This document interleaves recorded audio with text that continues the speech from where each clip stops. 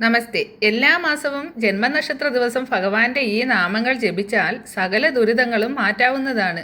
വിഷ്ണു ഭഗവാനെ പ്രാർത്ഥിക്കുന്നതിനുള്ള 12 നാമങ്ങൾ ചേർന്ന ഭഗവാന്റെ ദ്വാദശ നാമാവലി ജപിച്ചാൽ ഫലങ്ങൾ അനേകമാണ്.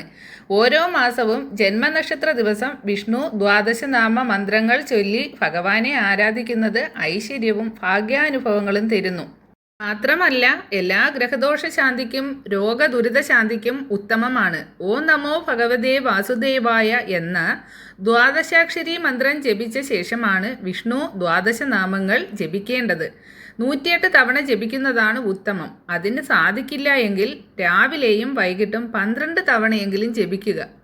ഇതാണ് വിഷ്ണു ദ്വാദശ നാമങ്ങൾ. ഓം കേശവായ നമ, ഓം നാരായണായ നമ, ഓം മാധവായ നമ, ഓം ഗോവിന്ദായ നമ, ഓം വിഷ്ണവേ നമ, ഓം മധുസൂദനായ നമ, ഓം ത്രിവിക്രമായ നമ, ഓം വാമനായ നമ, ഓം ശ്രീധരായ നമ, ഓം ഹൃഷികേശായ നമ, ഓം പത്മനാഭായ നമ, ഓം ദാമോദരായ നമ.